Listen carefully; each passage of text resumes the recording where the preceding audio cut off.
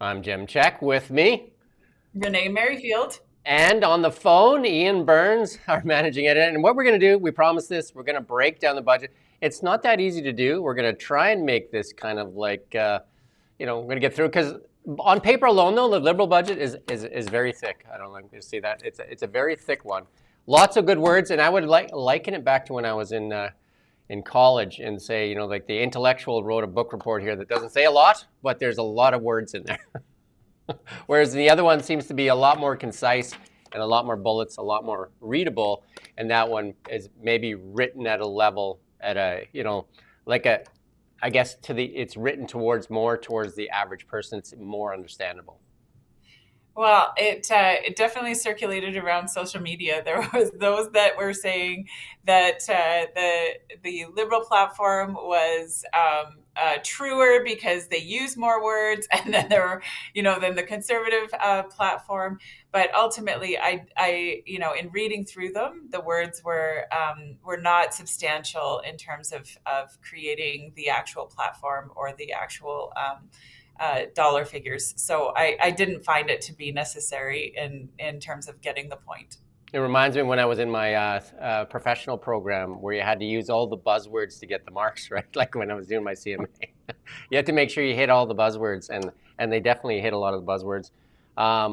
What's your thoughts on that, Ian? On readability. I agree with what you said, and I think when you read the Conservative platform, they even mention that a number of times how important plain speaking is, and they want to introduce that into legislation. And that's kind of their philosophy. That's certainly Pierre Poilievre's philosophy. He really believes in plain speaking. The Liberals, yeah, there are a lot of buzzwords. There's the phrase deeply affordable in there in regard to housing, which I thought was just hilarious and completely meaningless. But for all that, you're saying that it could be like a university essay or something. They misspelled the word center. They spelled it the American way. So I thought, you're not going to get any marks for that. That's an instant fail from me. And that's a good catch, Ian, because I noticed that too, and then I thought, like, who actually proofread this? Because it certainly was something that I noted as well. I'm going to guess McKinsey and Co. And they would have thought it was fine. Yeah, I mean From that an is a office in Washington, D.C. That's right. totally. And that is something that we should note is that to date, I have not found who edited or who audited the Liberal plan, but the Conservative plan was audited, but not one, but two different former economists, one for the Bank of Canada and one for a private financier, and both of them found the numbers and the claims of the Conservative one to be true. So to date, I haven't found anyone who's validating the Liberal plan, and yet it seems that the economists are certainly coming out in droves against what the Liberal plan will do to Canada and to Canadians. Yeah, just on the surface, the two plans, the Carney plan, definitely a lot more debt. And then, in that, he's defending that by saying that they need that to kind of like fight the worst spot we've ever been in our lives. And on the other plan, there's a lot less debt and then more reliance on utilizing our natural resources to kind of keep the debt down and increase our revenues. I think that's a fair assessment. Yeah, and both of these have assumptions, right? There's assumptions on the tariffs. In the Liberal plan, there's assumptions on the economy. In the Conservative plan, there's assumptions on productivity. In the Liberal plan, there's assumptions on, how much increased revenue a stimulated economy will bring in the Conservative plan. So there are definitely assumptions within both. But I think that what the key thing is to look at what those assumptions actually tell us about what the policy is trying to do. In Carney's plan, it basically is, he's going to spend a lot of money, and for every dollar, he might get, half a dollar back in stimulated revenue or economy. Whereas in the Conservative plan, they're actually going to cut costs, and they have a much lower spend while spending on trying to stimulate the economy. So it definitely is very interesting to see the different approaches that they are each taking. Yeah, and maybe we'll try to break it down in some of the sections, and let's just start with crime because they both have a kind of a different take on the crime. Pierre Polyev, one of the things that has been kind of contentious, he said he'll use the notwithstanding clause to kind of like increase sentences for, or make them consecutive sentences for mass murderers and stuff like that. Whereas I think Ian, on the crime portion in Carney's bill, or budget, what did you see?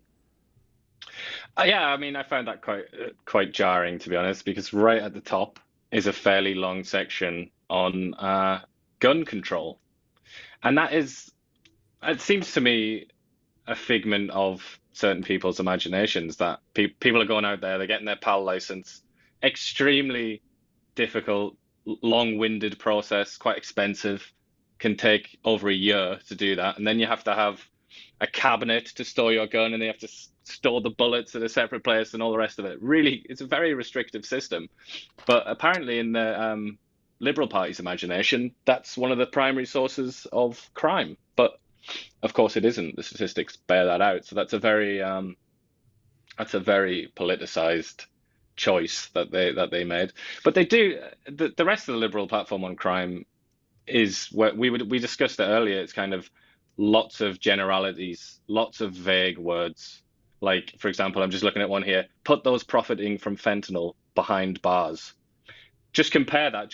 That's just a sort of pick that out. I'm just looking at it randomly. But compare that to the Conservative one, which is very specific about considering fentanyl dealers up to a certain level to be mass murderers and to sentencing them with specific sort of life sentences. It's not like that in the Liberal one. There isn't much in the way of specificity, I didn't think. Yeah, I think like the Conservative one is definitely a lot more plain speak too, and then the other one is definitely written at I guess, a higher intellectual level where you're supposed to kind of guess what's going on, and I think that'd be a fair assessment there as well. Any thoughts on the crime one, Renee? Yeah, I would say that a couple of things. One is the laws keep changing on gun ownership, but criminals don't stop using them. So I don't really think that is having any benefit. And saying more of that does nothing to distance himself from Trudeau. So the Carney, start to that whole section was a little bit odd for me. I would say the other thing that I found very interesting. On Carney's plan for for criminals was he talked specifically about those that he was going to only increase sentencing for those that were stealing cars or those that were, and I'm forgetting the second one, but it was two very odd things. And it was like, okay, so you're going to actually give stiffer penalties to those that steal cars than you would to those that murder someone. It seemed very odd. Whereas we look at the Conservative plan and it's across the board, 3 strikes, you're out. And, already in some of the media reports I've been watching, the reports of criminals that have been charged 3 times in one day. So definitely it seems to have more substance behind it and seems to have more universality in terms of being tougher on crime. The Liberal platform is very weak on crime and basically, is picking at kind of the sexy political agenda, but doesn't really give us anything that's of substance. Let's talk about one of the things and one of the biggest crises in Canada, and it's something you're very familiar with, housing. Let's talk housing, the 2 different plans, because they're quite different in the 2 housing plans. I'll try to summarize it first, then you guys can jump in. Mark Carney's plan is removing the GST for first-time home buyers from $1 million and under. And I think it's been expanded in there now to, I think he had an addendum in there. So if it's up to 1.5, there's a reduction in the GST if to match Conservative plan. For Poilievre's plan, it's 1.3 and under for all home buyers for the removal of the GST. Also, an incentive for municipalities to remove their he'll pay up to half the DCCs, and that's up to $100,000 in tax break for the home buyer.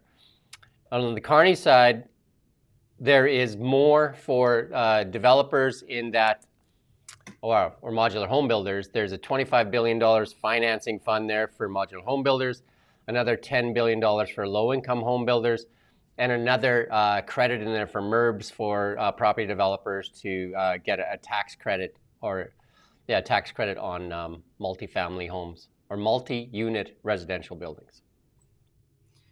Yeah, and I mean, we've already talked about this in earlier episodes about how this is a fairly disingenuous. The modular home builders, grant is basically money that Kearney will profit from through Brookfield.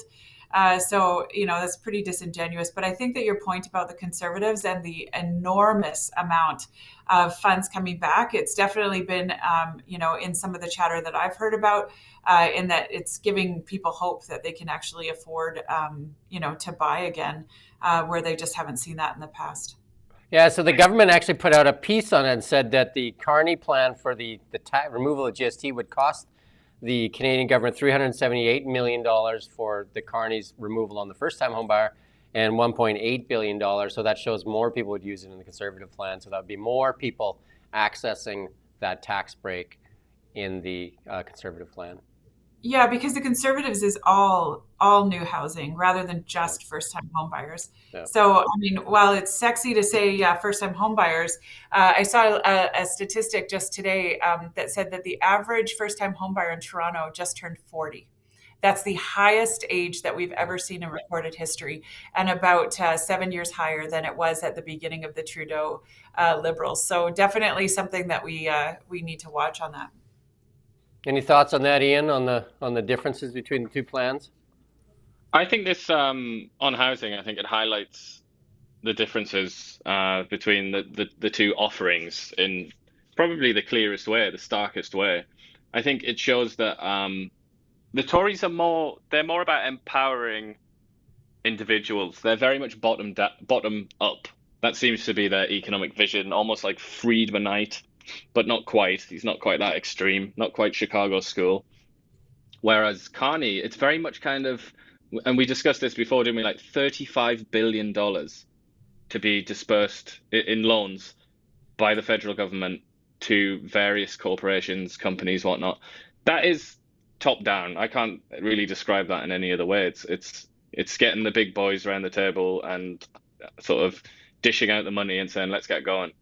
Whereas Polyev, I think, and this, I think you get this when you hear him speak. He sort of believes in the common man, doesn't he? He believes in people's ability to make decisions for themselves. So a lot of it's about cutting taxes, and then also sort of using the federal government to kind of bully municipalities and to say, if you don't do this, if you don't cut this red tape, you're not going to get money, and we're not going to be favorable towards you. So it's not using that much of a heavy hand, but just trying to kind of persuade people and to make it easier for people to get homes. But I would say, I mean, Renee's mentioned there about Toronto. I look at both of these plans and I think realistically, will either of these plans make it more likely that you could buy a home in somewhere like Toronto in the next 4 years? I'm not really convinced. I don't know. I almost think one of the bigger questions here isn't even all of these policies specifically on housing. It's immigration, I would say. That's one of the big reasons that nobody can buy a home in Toronto. It's because it's kind of ground zero for the post-COVID surge in immigration. And, anybody that went to Toronto before that and after that could tell you that straight away, just purely by what they see and the increased density. So I think Polyev probably will do more for housing in his immigration policy, which he says he will tie to housing capacity. I would suggest that would probably do more than his housing platform. See, I would disagree with you a little bit, Ian, in that I think that there's housing available, but I think that right now people lack the certainty that they require in order to make the largest buying decision of their lives in many cases.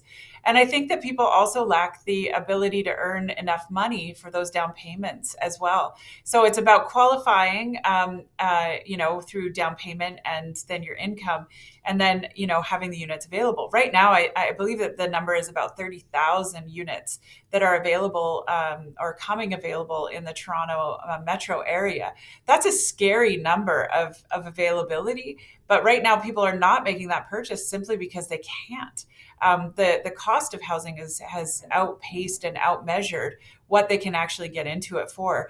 Where, Polyev's discount, not having GST, and I mean, if you look at some of the incentives that developers are offering right now, it's that the GST will be included, because that's a significant impact to the bottom line. And typically, GST and oftentimes your fees are things you can't finance, you can't get a mortgage for. So those are additional dollars that a purchaser would have to save for. I do think that Polyev's his plan is getting at the core of the issue, right? If you want to make it less expensive, you have to have it cost less. Asking the cities to actually pass on the savings that they get from having federal dollars invested is a positive. The federal government's been investing in a lot of infrastructure projects that actually don't trickle down to the end buyer, that stay in a city's DCCs, and the city just mops it up as surplus into these hefty accounts. And I mean, I love that, that we live in a city as beautiful as Kelowna. But, as a developer, sometimes it's a little bit hard for me to see the $1 billion investment account that they have, and to know that a lot of development cost charges have gone towards that.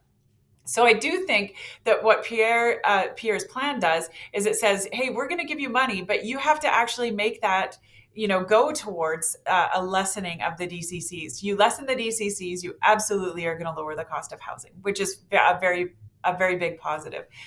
You lower the cost of the GST, you're going to lessen the cost of housing. But the other thing is the bureaucracy and trying to get through faster. You get, more people building, you are absolutely going to lower the cost of housing. Right now it takes in the city of Vancouver or Toronto, 7 years to build a tower. That's a ridiculous amount of time. And it's not the build, it's actually the bureaucracy that's taking that amount of time. Lots to get through. And I think the thing that called the election is one we should talk about. The carbon tax really is kind of how this government got brought down. The Liberals plan to kind of just move the carbon tax into the industrial group, or keep it there and actually probably increase it. Whereas Poilievre has said he'll not only cut it at the consumer pump, but actually all the industrial carbon tax as well. Completely different platforms in that regard. Your thoughts on that, Renee? Oh, if you don't cut the industrial carbon tax, it doesn't matter what you've done to the consumer. The consumer is still paying for it, and it breeds, again, a lack of competitiveness within our industry. Already, we've been scaring investment dollars out of Canada. We've been scaring, industry out of Canada. This will only do more of the same, and basically that's Carney's plan. He's trying to get carbon pricing, and he wants to actually charge a carbon tax on incoming goods, and that's only going to cost Canadians more in the long run. Well, that's basically a tariff, and he has that number increasing, so that'll be a tariff on U.S. goods coming into Canada.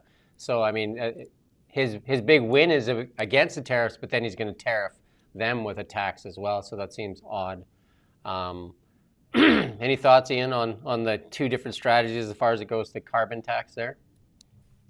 Well, I would say, to say it as neutrally as possible, it would have to be the Liberal platform is more climate friendly, less business friendly, and it's the reverse for the Tories. I would say that's the sort of has to be acknowledged as a general sort of description of it. But what interested me most about this was, again, to do with language, the way that there are 3 mentions of carbon tax in the Liberal platform. On 2 occasions, they just say carbon tax, which is interesting in itself, really, that they use that term. But then right at the bottom, they say carbon tax in scare quotes. So it's kind of like, the way that they've been saying, as everyone else calls it, carbon tax. I just found that funny. Again, it's kind of how they really got confused with that policy, I think. And this is evidence that sort of confusion is still present among the Liberal staffers. And presumably these are the higher up staffers that wrote this. And they're not on the same page, because obviously whoever wrote this line with the speech marks is still on that's the old song that they were singing. Whereas in the other mentions, it's like, no, we acknowledge it's the carbon tax. I just found that quite interesting. And I guess we segue a little bit into the you did a search on this, Ian, on pipelines, on oil and gas. Where is oil and gas in the two plans? Well, I would say the Conservatives are just all over that. I think it's fair and accurate to say that that's at the absolute center of their plan for the economy and what they would consider to be the economic rebirth of Canada. It's all about uh, building and extracting natural resources, getting rid of C-69. That's the one that they call the No More Pipelines law. Makes it forces you to go through a lot of hoops to get anything passed. And then what they also call the West Coast tanker ban, which is C-48. That's the one that stops oil tankers. I can't remember where it's not. It's sort of not the northern coast, isn't it? I can't remember where it begins, but it's kind of that would have affected anything out of sort of Prince Rupert, wouldn't it? And then it's it's too there's too much to even talk about. But suffice to say, the Conservatives are pretty much all in on natural resources, whereas the Liberals not so much. Yeah, they're quite interested in an east-west electricity grid. They're quite interested in being a green superpower. If you do your Control F pipeline, you get zero results. They're not interested in talking about pipelines. No, and they're not interested in talking about any natural resources. I think you drew attention to that really eloquently, Ian. I don't find natural resources in this plan. The green economy, there was a great white paper that was done by David Williamson, who is one of the chief economists for the BC Business Council, and in which he talked about, how much money is actually in the green economy. And without government spending, there's very little in the green economy. It's very difficult right now to try and make a go of it in that era. So, or in that area, or in that industry. And so, what I see is a lot of government spending in the Carney plan, rather than, actually unleashing our natural resources to really spur on prosperity within our economy. I just interviewed Gordon Campbell, former BC Premier, and he must have read my LinkedIn post on the hockey analogy because he used a similar one. he he says we're not playing our McDavids and our Wayne Gretzky's on the ice. We're playing B players, and that's the thing. And Ian and I have talked about this, and as of you and I talked about this, Canada's number one export by far is oil and gas. Like it contributes just in Alberta alone $90 billion to our GDP. And if you add Alberta and Saskatchewan together for energy, they are even bigger than all of Ontario's GDP. So it seems like that part of our sector is being shut out. And then we remember Karina Gold's tweet and saying, like, keep it in the ground, landlock it. And I think, no, it's Carney that says keep 80% in the ground. And Karina Gold says landlock it, which they've essentially done with Bill C-69. Yeah, and this is not a deviation in any way, shape, or form of this. This is more of the same. So this is an echo of Carney's book, values, and really, this is a plan that really models that out. And the difficulty is that the economists agree that he will spend us into oblivion with this plan. So it's a spend heavy plan. It's lacking in a real economic generator or regenerator, and ultimately the Conservative plan will lend itself better to prosperity for Canadians and a lower cost of living. Yeah, it just seems odd that Canada, our biggest, like if somebody talked about Canada on the world stage and they say, what does Canada have other than the second largest land base in the world? The biggest thing Canada has is the largest natural resource by diversity. And that is the one that's getting downplayed for some strange reason. And we're trying to develop some new technology, like, Justin Trudeau, when asked to sell LNG to the Japanese or the Germans, said there was no business case for it, but he'd sell them hydrogen, which we really don't have any of that to sell. Yeah, and there is a bit.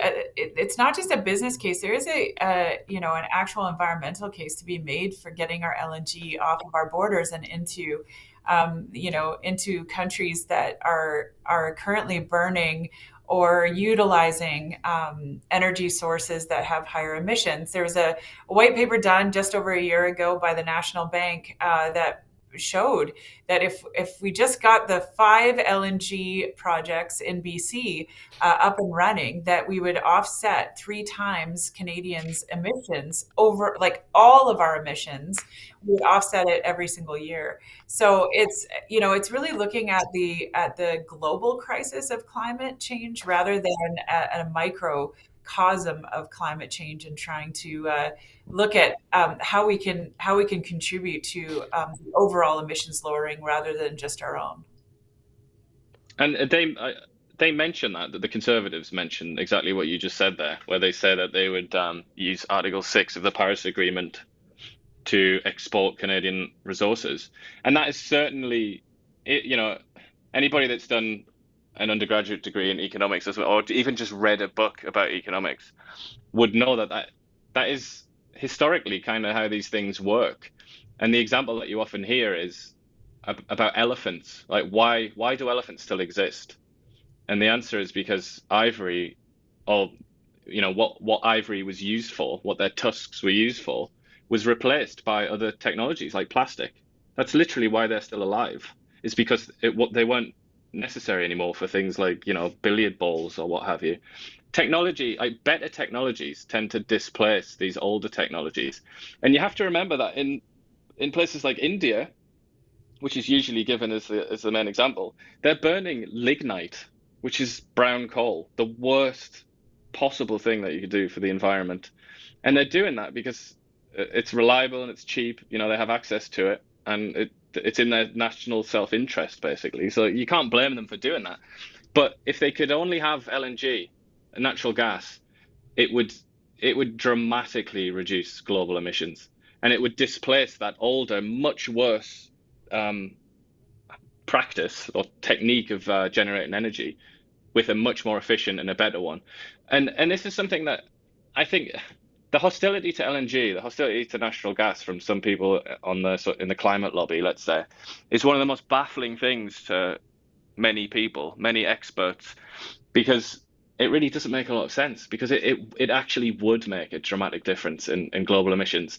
Whereas things like, trying to deindustrialize a Western country like Canada or Britain or something like that really wouldn't make much of a difference at all. If anything, it would make things worse. No, you're exactly right, Ian.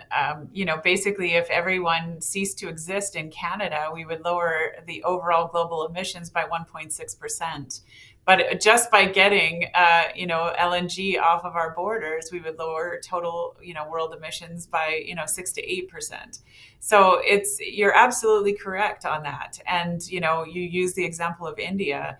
That's a perfect example of how LNG from Canada is so needed.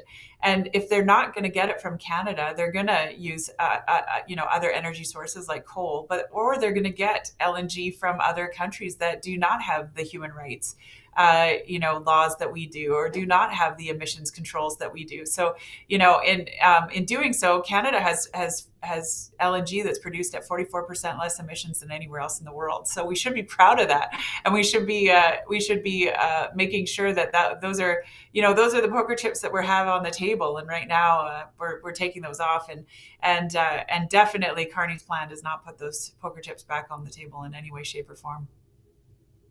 Let's talk media. Mark Carney has come out in support for the CBC. He's going to give them more money. Not much else is said about media. Pierre Poilievre's plan has actually come out and said he'll get rid of Bill C-18 that has crippled independent media outlets. And and he actually put some funding into the local journalism initiative and cut the funding for the English-speaking CBC, not get rid of the CBC, but just cut the funding for the English-speaking CBC.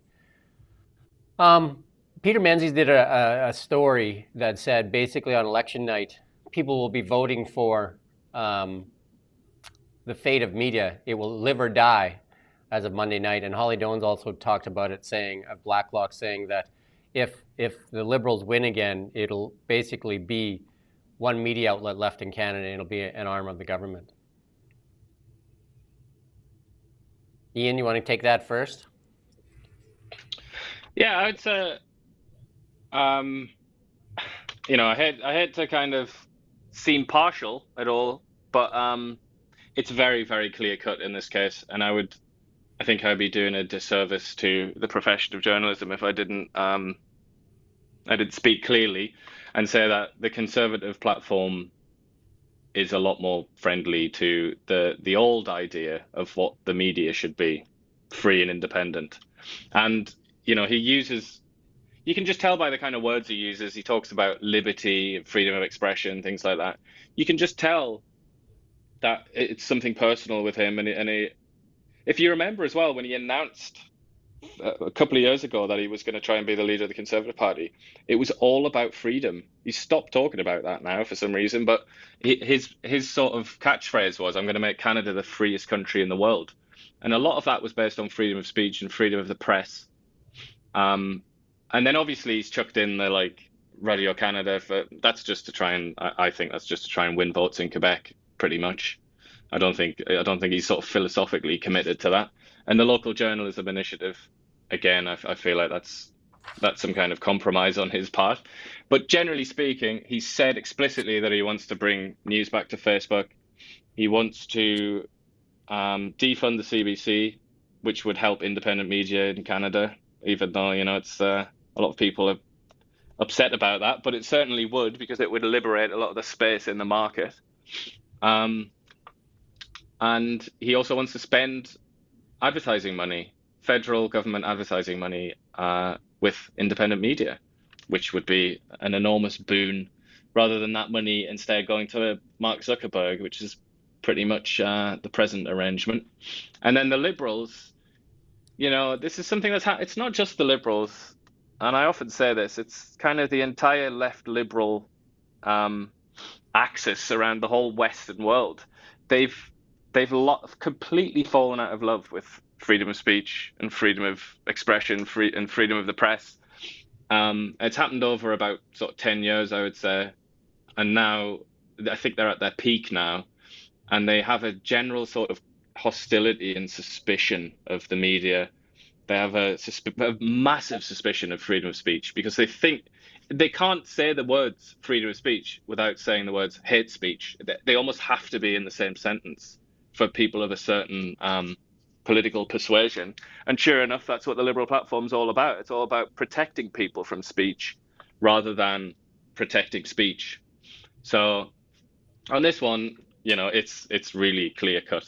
The Liberals stand for empowering the CBC, giving it even more money. Somehow that's going to lead to better local news coverage. They suggest. I don't really know how that's going to happen, but they think that that's going to happen. Keeping up the kind of arrangement that we have now, the status quo. There's nothing about trying to get news back on Facebook, which is obviously a huge disadvantage to independent media. Yeah, I mean, if you've been paying attention over the last couple of years to the sort of media landscape and where media meets politics, it's not going to surprise you. I don't think the platforms. Yeah, and I'm going to just echo, and I was trying to give Ian the first words there because I hadn't heard his opinion on this particular topic. But this is a really big turning point for us in media's history, and I do think that without repeal of C18, we are going to see more of our independent media struggle, and to promise another 150 $1 million to the underfunded CBC, I think is one of the most ridiculous use of taxpayer money that I could think of. We need our independent media. We need that freedom of speech that Ian was just referencing, and this is scary times when we see really muzzles being put on those that are trying to and are desperate to uncovering the different aspects of government that need to be held accountable. So this is a scary one, and it's a very clear cut, yes or no. Are we going to have free and independent media like the Conservatives see in their plan, or are we going to forever see them muzzled and discounted and ultimately disadvantaged within those channels and within that industry. Scary for democracy because we rely so heavily on our journalists to bring us the news. In the interest of time, I'm going to go to kind of like a quick fire and try to touch on some of the topics in here because we've covered off some of the bigger ones. And then you can just add a comment or just pass or whatever you want. This one surprises me that it's in here. Provide, like in a plan like this, provide a strong pass for the summer. So the kids will get 2 months off, or kids 18 and under will get free passes on Via Rail, and you can attend a National Gallery Museum. But to me, that doesn't seem like it should really be in a plan like this, but it's in there. It's irrelevant. Yeah, that's what I kind of thought. Frivolous, isn't it? Yeah. Kind of like the GST 2-month holiday on tacos and tinsel that Chrystia Freeland herself said, a political gimmick, nonetheless, right? Yeah, or the $1,000 back from our NDP government. I mean, it is those things that come out during elections where parties make promises just for that quick, cheap win. Global leadership takes up a lot of content or space in here. They talk about Canada assuming the role of global leadership. I'm not sure what that means. It's just a lot of words in here. Restore Canada's diplomatic presence abroad. Weren't the Liberals running the diplomatic response for the last 10 years? So we're going to restore it, build alliances, defend our values and peace. There's an interesting part there, which I immediately sort of noticed that it screamed out at me. And it's what you just said there about the diplomatic presence, where it says the last time Canada issued a full foreign policy was in 2005. And I just thought, yeah, like for a lot of people in the Liberal Party, I think it is still 2005, isn't it? Like, and I know that's a very generalized, almost harsh thing to say, but it kind of emphasizes a little bit that the last 20 years might as well not have happened for a lot of people in Canada. I think that's my honest assessment. Leverage Canadian expertise to solve global problems, including leveraging our tech ecosystem with increased funding to accelerate progress on the UN Sustainable Development Goals. That will have zero impact on Canadians' lives. This is the one I like because I like the word. It's in here a lot. Use Canada's G7 presidency to catalyze action. Catalyze. That's definitely the kind of thing you'd see in a press release from the UN or, the Bank of England or any of the various institutions that Mark Carney has worked for. One of the things, though, what's that? And I just want to get back to what this election is all about, right?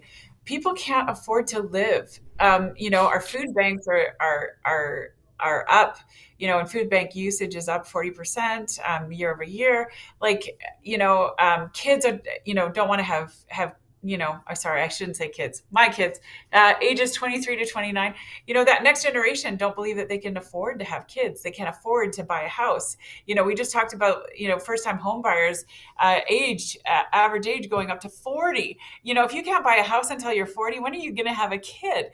And, and Carney's plan and the things that you're pulling out of it right now have zero impact on whether or not any of those things will change.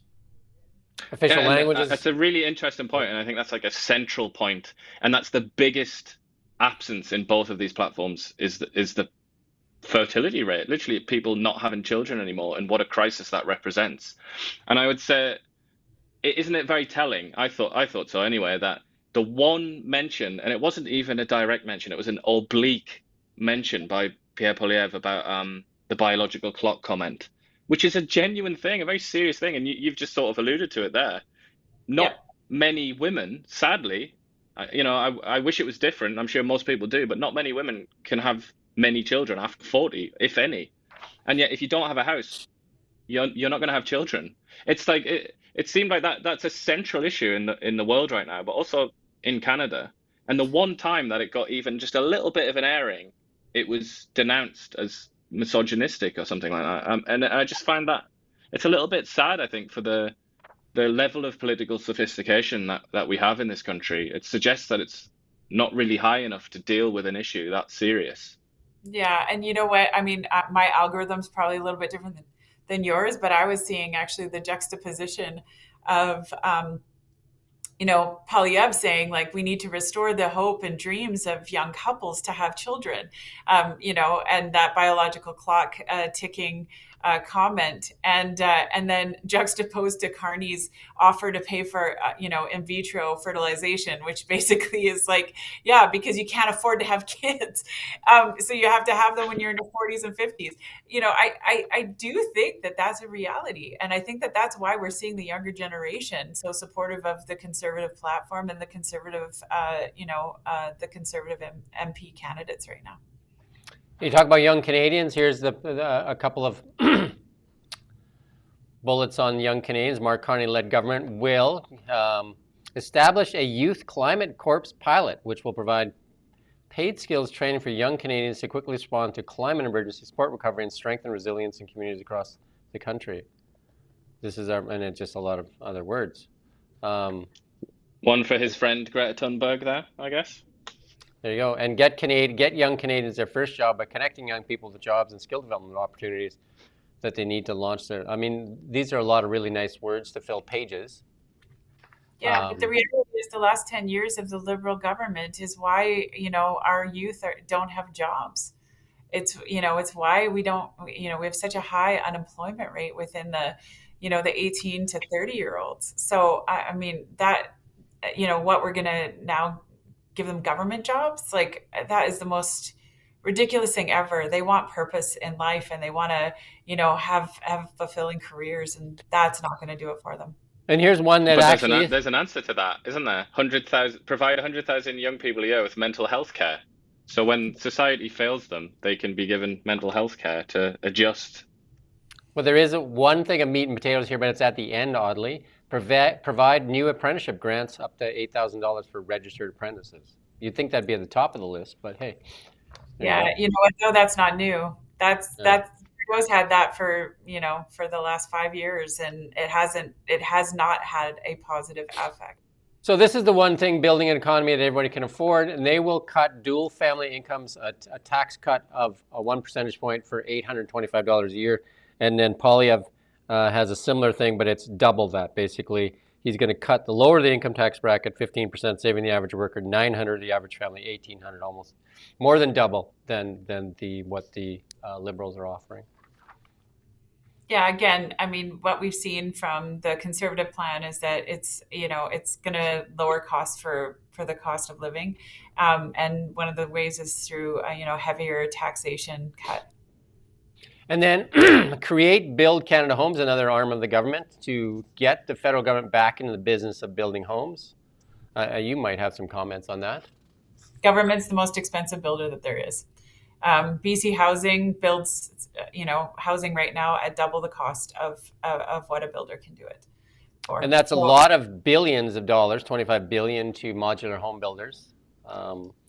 And then also that's been questioned a few times because Brookfield is one of the larger modular home builders. And then $10 billion for low income homes. And we don't have homes that can be built with modular. That's a pipe dream. It's not a reality. So we don't have land. We don't have the capacity. So that's just ridiculous. I think this is one of the key things. I think this is their key platform. It's on page 43 for anybody that wants to look. Building a clean economy and tackling climate change. I think this should belong on the first page because I think that is their number one priority, because everything seems to be centered around, if you look at the language throughout the document, that's what this is. And if that is what you want, then that is really what that is, right? I think that belongs on the front page. Energy superpower, energy security, but it should have the word green in front of it. And this is Carney's truth that's coming out. This is also where you're going to find a very divided Liberal caucus. You're going to have some that believe that they need to be cutting the carbon tax, and then you're going to have others that believe that they need to go all in and go to $300 a ton. What's interesting is on Mark Carney's coronation night, Jean Chrétien stood up there and talked about building pipelines. That's what he kept saying. He kept saying, we're going to build pipelines. We need to build pipelines. And everybody in that room was applauding Jean Chrétien on that now is the time to build pipelines. Everybody was applauding. Jean Chrétien was an amazing, economic generator for Canadians. He was a fiscal conservative. But he was a social liberal, and he did great things for Canada. Balanced more budgets than any other prime minister in history, and did very, very well in righting the ship that Canada was, in terms of the trajectory that Canada was on at the time. Continue to be a world leader in carbon capture, utilization, and storage technology so that Canada is a world leader in responsible energy production. We are not. Again, it's also the idea that Canada could make even the slightest difference to global emissions at the global temperature. I mean, again, I wish that was the case, but it isn't. It just isn't. It's nonsensical, and it's not a reality. But it is something that Brookfield has been working on. It is, their whole carbon capture, and they came under scrutiny for some of their greenwashing and some of the ways that they were doing some of their even their carbon trading. So I think that this is another way that Brookfield will be able to profit off of Canadian tax. And then if we just go over to the conservative plan here. Lower income, we talked about that. Build 2.3 million homes, lock up criminals. We've talked about that already. Scrap, this is a big one. What's it? Go ahead, Ian. I'll say this after you, or maybe at the end. But I just think the Tory one has got so many Easter eggs in that I really think we should mention, like trying to get free trade and mobility with the UK, Australia, New Zealand. That's like that was really just pulled out of nowhere. And I just feel like we should discuss those as well, the little Easter eggs. Scrap the capital gains tax hike and axe the tax on reinvestment Canada. I think this one to me is the rocket fuel in this whole plan. I mean, I think that one is sitting on a gold mine, because what we have in Canada, and Renee and I have talked about it so many times, we have this giant sucking sound with capital fleeing Canada. This is one way to keep that capital in Canada, because when they sell something, they don't have to pay any tax if they reinvest it back in Canada. And the US has this already. I mean, we have investors that are currently in the US, and they talk about that will never pull their money out of the US and pull it into Canada, regardless of what the interest exchange rate is, or the exchange rate is, because they get that capital gains exemption when they reinvest. And I believe that is the rocket fuel in here. And I think that is, as an accountant, I look at that and I think, oh my God, so many people would take advantage of that. That will keep capital in Canada. And then, if I was David Eby right now with what's going on in British Columbia, I'd be screaming for this, even if the Conservatives don't win. That is the number one thing. And then this one I think is really good for people. I think one of the things that Stephen Harper gave Canadians was the TFSA. One of the best things ever is the TFSA. And this, he's offering to increase the TFSA by an extra $5,000 if you invest in Canadian companies. Again, more rocket fuel for Canadian companies. Yeah, and I think that also, I'm watching the young people who can't afford houses starting to use these vehicles, and whether it's the TFSAs or whether it's RFPs, because they don't have a hope of ever, earning houses. So they want to invest in some way, shape, or form. And these are great ways to do it. So smart, and keeps dollars in Canada. And again, if you look at the senior one, this is I think this is amazing for seniors. $34,000 tax free. That's huge. That's a $10,000 raise in that limit. So that means they can go to work at Walmart and actually keep a lot of that instead of giving that back to the government. So a lot of times it's just doesn't even pay to go and work, because you get your OIS or your something clawed back. So they forget it. And I know that there's been a lot of chatter at certain points about how much wealth, the seniors have, and how they need to be disposing of their wealth. The reality is that they can't sell their houses and move into something. They don't know how long they're going to need, and once you're into a rental, you're not sure how many years you're going to have it before those rental rates will go up. And I can tell you that in my previous work as an MLA with constituents, seniors poverty was a huge issue that we dealt with on an ongoing basis. They simply could not make ends meet with the rising costs, with inflationary pressures, and then with increased reduced rental rates. So this is a game changer for a lot of seniors, and I hope that seniors have taken note of this particular policy. I've definitely sensed a bit of resentment from some as well, or maybe the better off ones who are kind of like, I'm retired, I don't wish to work kind of thing. I think some people took that the wrong way, but in general, yeah, I would say that that's going to be looked upon fondly. Yeah. We're trying to go through some of these really quickly here. Axe the escalator tax on alcohol. There you go. So you can enjoy a pint without more taxes, because that's similar to the carbon tax that was getting added all the time, right? Yeah, absolutely. And that will, what was it like? Free beer from Doug Ford. It's a little bit of an incentive there for a voter. Scrap the Liberals' plastic ban. So that one's huge because there's supposedly this planned food packaging tax. There's going to be adding another 30% on food packaging tax, and then you can get your plastic bags back and your plastic straws and all that, which is again a boon for some of the Alberta oil and gas people. Yeah, this was less about the oil and gas sector and more about the cost of the bags that we're producing and the emissions that we're producing. There was a paper done by an environmental group when this law first came out, and it basically showed that it was going to cost Canadian taxpayers billions of dollars, but really result in zero emissions being reduced. This is more about pollution, and that's where we get the turtles and the plastic straws. So I think that most Canadians would care about pollution, but it's not just Canadian. And I mean, if we go back to, if everyone in Canada passed away and suddenly ceased to exist, we're not going to see all of a sudden turtles not passing away from straws.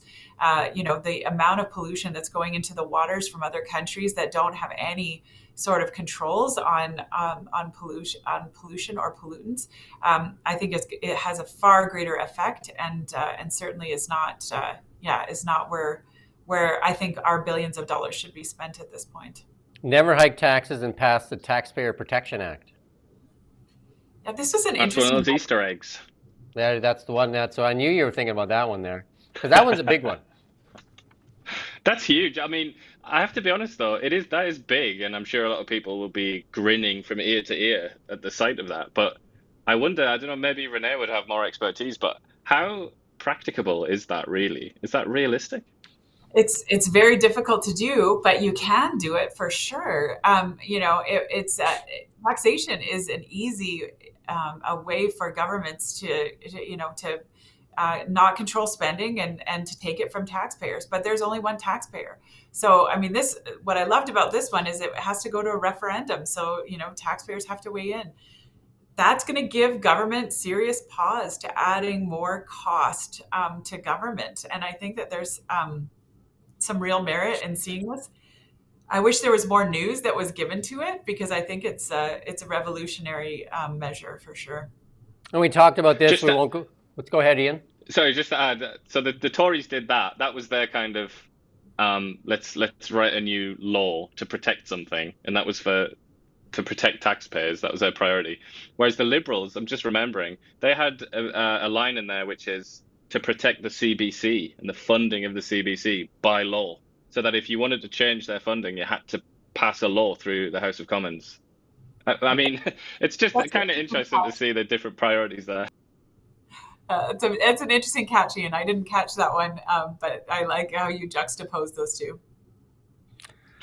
And then we did talk about this quite a bit. Unleashed Canadian Energy is basically unleash the beast, right? And that is Canada's biggest strength. And it goes through and talks about, creating that national energy corridor, the one and done approvals, scrapping the taxes, repealing 69, repealing C-48, and on and on and on, a bunch of stuff. Quite a bit of stuff there. And it even lays out 10 projects that are kind of like highlighted that can get going right away. I know that we're trying to wrap up here for like at the hour here. So is there anything you want to cover off, Ian? Any of those Easter eggs that you want to bring to the forefront? Well, I'll do a few. I'll see if I can pick out the best ones. Definitely that Kanzuk thing, which is to basically unite the old dominions of the British Empire into a kind of sort of like a European Union style thing. That would fundamentally change the lives of Canadians forever. It'd be probably the biggest thing that had happened since free trade with the US. Probably bigger than that, actually. and obviously also won't happen, but that's a different thing.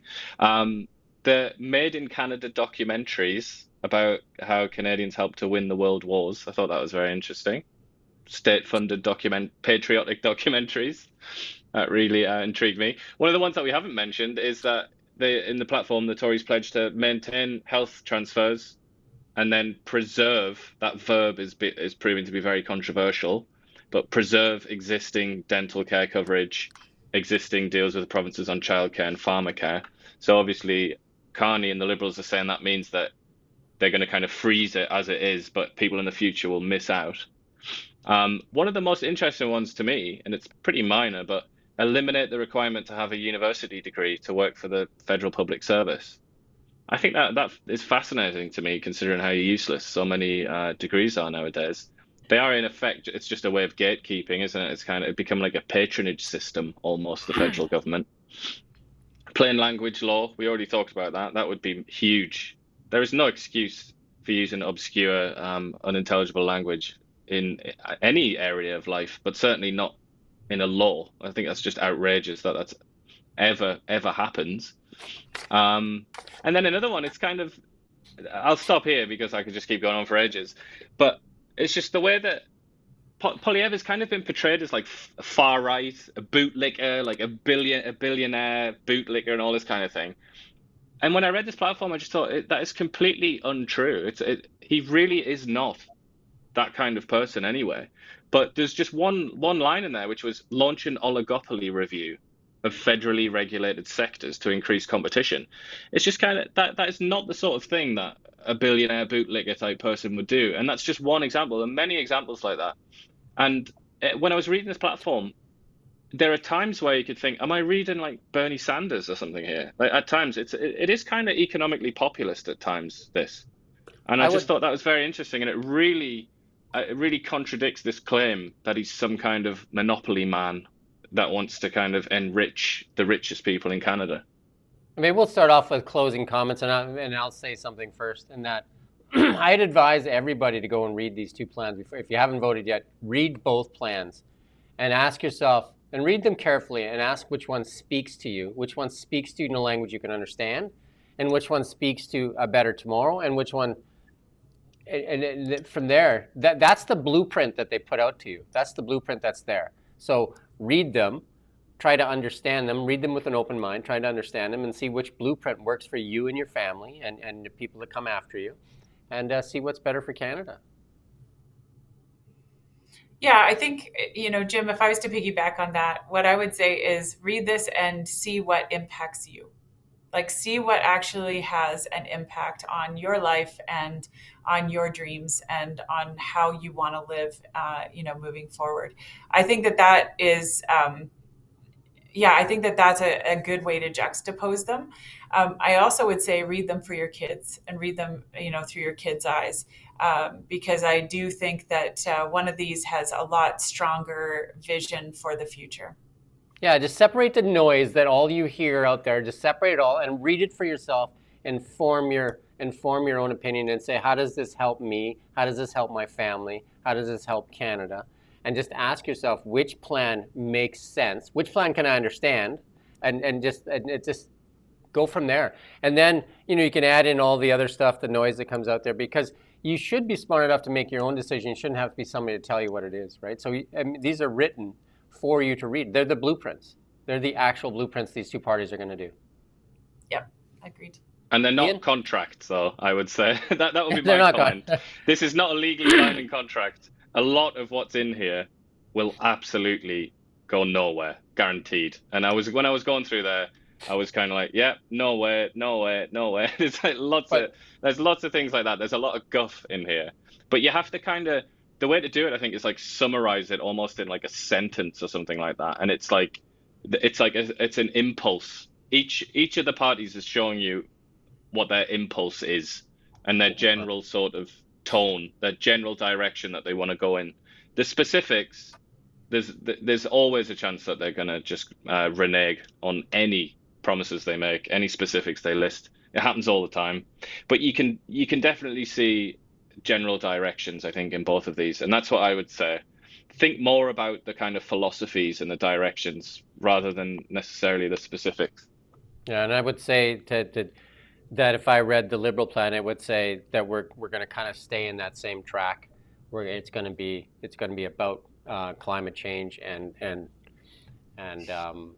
it'll be a similar where we're supposedly a global leader and we're supposed to take on some kind of global role, and where the citizens come. What did Trudeau say there at one time? That it's like if you can't pay your rent and if you can't do that, that doesn't matter. It's really about your social responsibility to the world and stuff like that. So that's what I read it. And then the other one is Unleashing the Beast, and that's the energy sector, and that's really what I see. And it's about how to tap those resources and exploit them for the future of Canada. Agreed. Ian, any final words? Well, final words have to be go out and vote if you haven't already, as many people seem to have done. And there you go. And then we've got the paper business busy. I got all this paper here. Yeah, definitely. A lot of biofuel. Yeah, that's been great. Again, people, if you go there, you can find these two platforms on their platforms, and advise you to read them. And then you can play this video along with it. And thank you, Renee, for taking the time. And thank you, Ian. And you've been watching Now Media. We don't just report the news. We live here too. We're your neighbors, bringing you stories that matter to all of us. No government funding, no outside influence. Kelowna Now, local, independent.